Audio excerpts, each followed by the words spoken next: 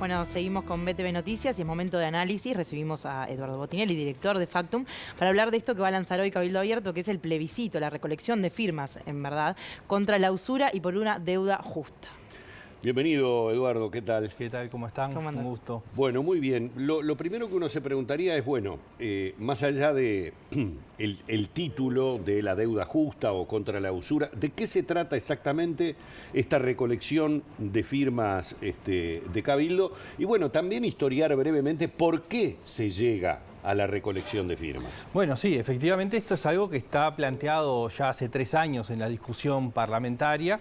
Hubo muchas negociaciones y finalmente en noviembre del año pasado pasó al Pleno del Senado la discusión de un proyecto presentado por Cabildo Abierto que salió votado por unanimidad en la comisión en el Senado y por eso pasa al Pleno. Y ahí, en la discusión del Pleno, empezaron a verse, digamos, diferencias del Frente Amplio por un lado, sobre todo de lo que hoy está conformado como convocatoria serenista progresista, diciendo, bueno, vamos a votarlo a regañadientes, hace ruido. Y luego aparece la visión desde lo que es el herrerismo, ¿no? Es decir, la mirada de Penades, de Rodrigo Blas, que intervinieron fuertemente en contra del proyecto y por lo tanto el proyecto naufragó en la Cámara de Senadores, que era distinto a esta que se está impulsando y distinto a los otros, porque el compromiso inicial era, bueno, vuelve a comisión, se van a integrar otras comisiones en la discusión y estaba el compromiso de alguna forma de, antes de fin del año, tener un proyecto consensuado que pudiera ser votado por el Senado y bueno, luego pasaría a la Cámara de Diputados. Y ahí, en ese momento, Cabildo Abierto anunció que si no había una solución legislativa, iba a llevar adelante esta acción de llevar a un plebiscito constitucional. En el medio han aparecido proyectos alternativos de Cabildo Abierto mismo, es decir, que cambió su proyecto original. Aparecieron proyectos alternativos desde el Frente Amplio, también desde el Partido Nacional, desde el Ministerio de Economía con el Partido Nacional.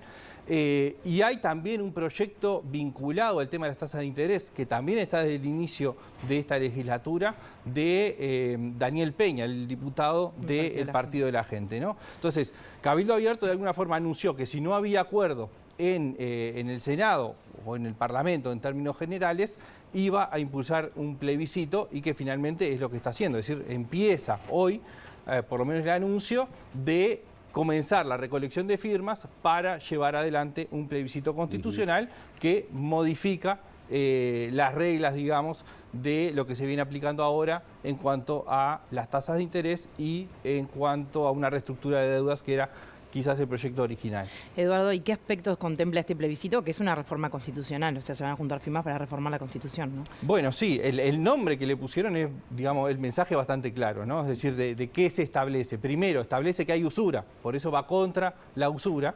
Y lo otro que considera es que hay que establecer unas tasas de interés que sean más justas para la gente. Entonces, ahí son dos grandes artículos, digamos, que lleva adelante la papeleta para la firma y que va a ser puesto a plebiscito constitucional. El primero establece una modificación al artículo 52 de la Constitución. El artículo 52 es el que establece la prohibición de la usura, pero no establece no establece cuáles son los parámetros de esa usura. Y entonces ahí lo que establece esta modificación es que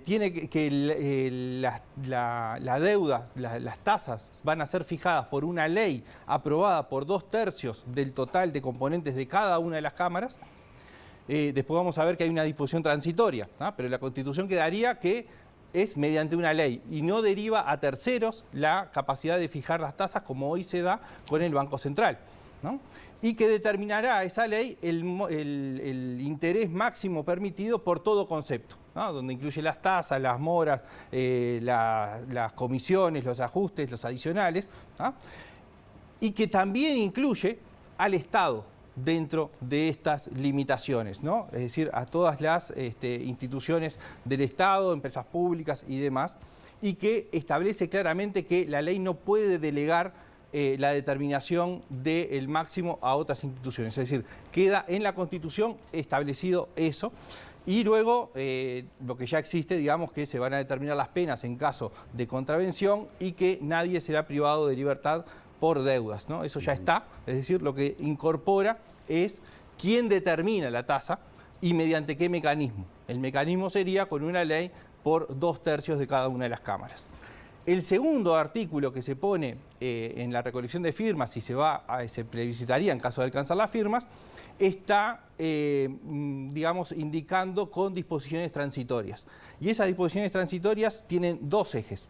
El primero es, mientras la ley no se dicta, esa ley que establece el artículo 52 modificado de la Constitución, se va a establecer una tasa efectiva anual de 30% sobre los montos convertidos en unidades indexadas, es decir, es 30% por sobre la inflación. ¿Ah? La otra disposición transitoria es la reestructura de deuda. Todas deudas contraídas antes del 18 de julio de este año se van a reevaluar. Se topean. Y se reliquidan a una tasa efectiva anual de un 4% en unidades indexadas, es decir, también considerando la inflación. Y esto le establece una limitación al monto, es decir, deudas, del total de deudas de una persona, no de cada una de las deudas, un límite de 200.000 unidades indexadas, estamos hablando de unos $30.000 de deuda inicial contraída por la persona. Y eso sería lo que se reestructuraría en la deuda. Entonces, básicamente lo que busca el plebiscito es que la ley determine cuáles son las tasas máximas, reestructurar las deudas de montos menores, aproximadamente unos $30.000, que sean contraídas antes del 18 de julio, es decir, no lo que se contrajo después que se anunció que se iba a hacer, al 4% de unidades indexadas, y la disposición transitoria de tener una tasa de interés máxima, incluido recargo, moras y demás, de un 30% en unidades indexadas, y la posibilidad de fijar las tasas de interés mediante una ley aprobada por 2/3. Es decir, básicamente eso es lo que está puesto hoy en consideración en la recolección de firmas y se pondría a consideración en el plebiscito constitucional. Eduardo, dicho en otras palabras, todo esto suena muy razonable, y como suena razonable y aparentemente podría rescatar a mucha gente hoy endeudada y evitar que otra se endeudara, ¿con cuántas firmas se consigue que en el 2024, en definitiva, también tengamos que poner o no poner una papeleta por este plebiscito? Bueno, a diferencia de lo que es un referéndum que exige un 25% de firmas sobre el padrón de electores habilitados, como fue la ley de urgente consideración, en el caso del plebiscito lo que se requiere es un 10%, ¿no? Estamos hablando alrededor de unas 270.000 firmas validadas, por lo que se supone que recogiendo 310.000 firmas se estaría a resguardo de posibles duplicaciones, errores de registro, personas no habilitadas que firman, es decir, todos los descartes que habitualmente hay en cualquier recolección de firmas, ¿no? Es decir, estamos hablando de en torno de 300.000 firmas recolectadas para validar un mínimo de 270.000. Si ahí se alcanzan las firmas, tendríamos un plebiscito constitucional junto con las elecciones nacionales del 27 de octubre del año próximo, y para que el plebiscito se apruebe necesita que el sí, y acá es otra diferencia con respecto al referéndum, acá solamente hay papeleta por el sí. Después, si hay más de un plebiscito, cada una tendrá un color distinto que los diferencia, y el texto, obviamente. Para que se apruebe necesita que el sí obtenga más de la mitad del total de votantes, ¿no? Es decir, del conjunto de personas que votaron, más de la mitad tienen que haber colocado la papeleta del sí. Ahí puede haber votos en blanco que solo tengan la papeleta, votos anulados que tengan solo la papeleta. Es decir, bueno, mucho más trabajo para las mesas también de votación, sí, ¿no? Sin dudas, ¿no?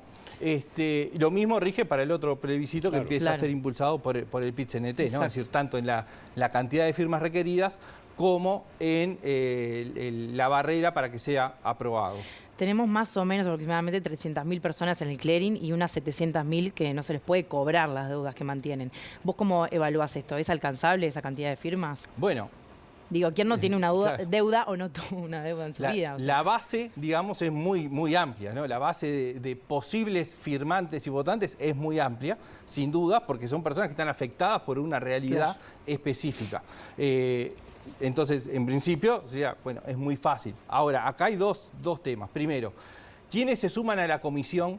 O si queda solamente Cabildo Abierto, con algunas agrupaciones que se han sumado en el último tiempo, del Partido Nacional, del Partido Colorado, pero no los grandes grupos de esos partidos. Tampoco el Frente Amplio aparece en una postura favorable a apoyarlo. Que hay que ver qué pasa con las agrupaciones más pequeñas, las que están en territorios más diseminados, en el interior, en las zonas más periféricas de Montevideo. Y lo segundo es la capacidad de organización y movilización que pueda tener la comisión, básicamente anclada en Cabildo Abierto. Es decir, bueno, ¿qué fuerza tiene Cabildo Abierto hoy en el territorio para movilizar la militancia, que recoja las firmas, qué reacción hay de la población para firmar, más allá de su interés individual, en una acción de este tipo? Pero entonces, en principio, parece que hay condiciones para que efectivamente las firmas sean alcanzadas. Tanto por las condiciones personales, ¿no?, de estar más cerca del tema, de una vinculación personal con el tema, ¿no? Es decir, y ahí atraviesa a todos los partidos políticos, es decir, no hay colores, digamos, en esto, y cómo avanza el tema de la organización y la capacidad de recolección. ¿Cuál es el plazo máximo, Eduardo, que tiene para presentar? Es el 27 de abril del año próximo. Es decir, hay como 7, 8 meses para la recolección. Hay un tiempo importante que de hecho fue uno de los argumentos de Cabildo Abierto de por qué lo largaba ahora. Claro. Es decir, porque justamente esta necesidad de organización, de movilización de las militancias implica un esfuerzo importante. Y bueno, si se llega a las firmas, primero, la propia recolección de la firma ya está de alguna forma metida en la campaña electoral. Sí, sin duda. Y después, si se alcanzan las firmas, tanto de este plebiscito como del plebiscito impulsado por el PIT-CNT, vamos a tener una campaña electoral movida, ¿no? Un año electoral que es movido en sí mismo por lo que supone las elecciones en sí mismo, pero además con el añadido de tener 2 plebiscitos que atraviesan a las distintas posiciones y que no aparecen monolíticamente todos los partidos o un conjunto de partidos detrás, sino que este aparece más fuertemente Cabildo, hay que ver qué sucede con el resto, el otro, el PIT-CNT, sin postura todavía del Frente Amplio. Entonces, todas esas incógnitas atraviesan lo que es el desarrollo de la campaña electoral. Es bastante curioso porque hemos estado hablando de los 2 bloques, políticamente hablando en el Uruguay, queda claro que estamos divididos prácticamente en mitades iguales, pero aquí no estarían enfrentados los 2 bloques porque estamos hablando de que tanto de un lado como del otro, desde sus propias filas, no estarían apoyando estos plebiscitos. Así que va a ser bastante entreverado el debate. Y se entreveran temas ideológicos de alguna forma, es decir, qué cosas se apoyan y cuáles no, y se incorporan elementos tácticos, es decir, cuánto sirve para una campaña electoral tener o no. Claramente a Cabildo esto lo beneficia desde el punto de vista de su posicionamiento, toma un tema y va a tener una bandera de campaña. Hay que ver cómo le va en la recolección también, claro, porque eso puede ser un fracaso o un éxito también. Si no alcanza las firmas, efectivamente es un fracaso importante, ¿no? Muchísimas gracias, Eduardo. Muchas gracias a ustedes.